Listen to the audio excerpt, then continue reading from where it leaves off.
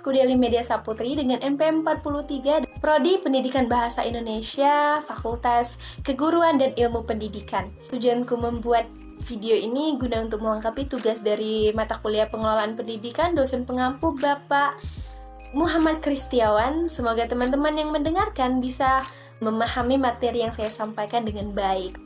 Oke guys, sekarang kita udah masuk di bab yang ketiga nih, yaitu fungsi-fungsi manajemen.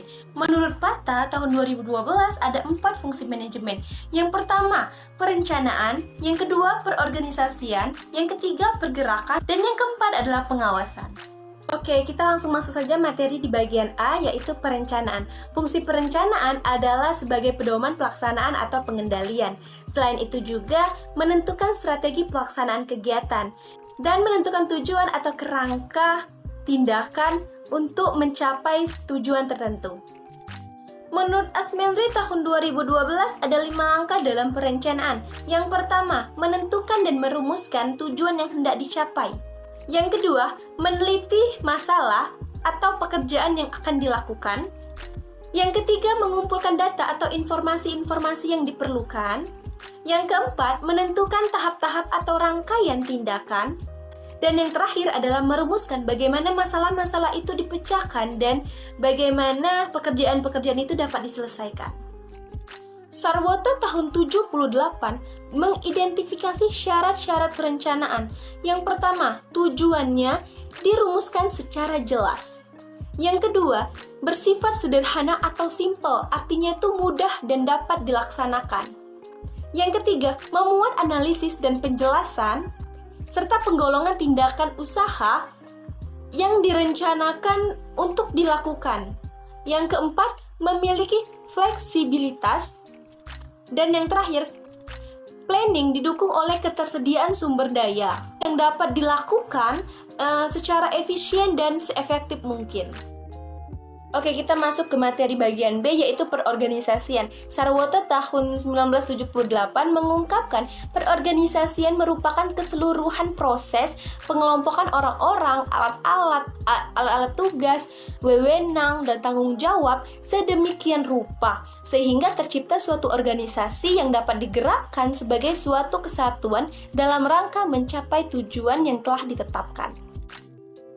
Oke, Sarwoto juga menyebutkan proses organizing meliputi beberapa kegiatan, yaitu pertama, perumusan tujuan, yang kedua, penetapan tugas pokok, yang ketiga, perincian kegiatan, yang keempat, pengelompokan kegiatan-kegiatan dalam fungsi-fungsi, yang kelima, departementasi, yang keenam, pelimpahan otoritas, yang ketujuh, staffing.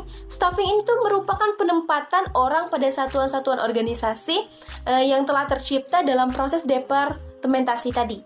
Dan yang terakhir yaitu facilitating atau merupakan proses terakhir dalam penyusunan organisasi.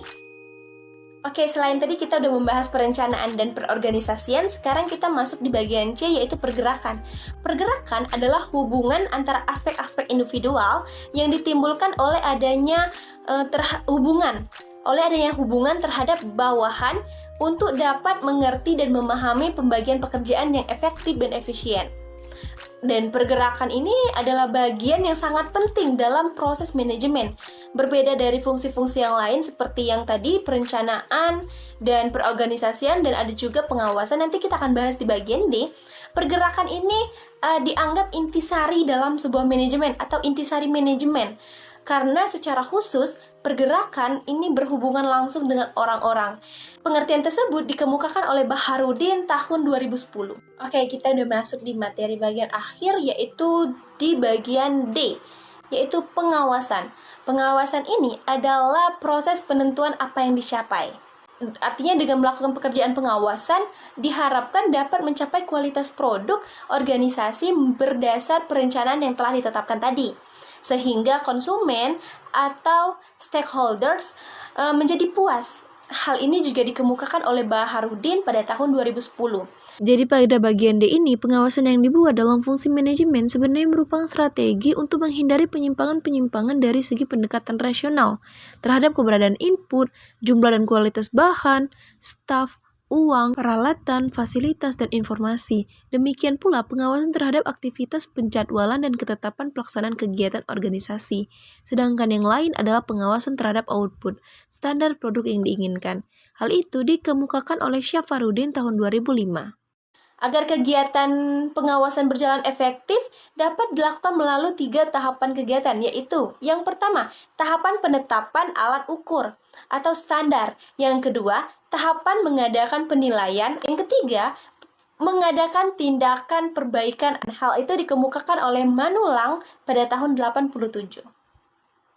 Materi pada bab 3 ini cukup sering kita dengar ya, karena tadi dari awal perencanaan, perorganisasian, terus juga pergerakan, dan terakhir pengawasan itu sangat sering kita dengar dalam suatu organisasi. Harapannya, teman-teman yang sudah menonton video ini semakin bisa memahami apa sih fungsi-fungsi manajemen itu. Dan jangan lupa, terus ikuti aku sampai video terakhir ya dalam materi manajemen pendidikan ini dalam mata kuliah pengelolaan pendidikan. Oleh karena itu, jangan lupa like, komen, dan subscribe, dan share juga kalau bisa guys. Itu supaya aku semakin semangat nih buat bikin video-video baru mengenai informasi-informasi seputar manajemen pendidikan. Sampai ketemu di tugas-tugas video selanjutnya. Dadah guys!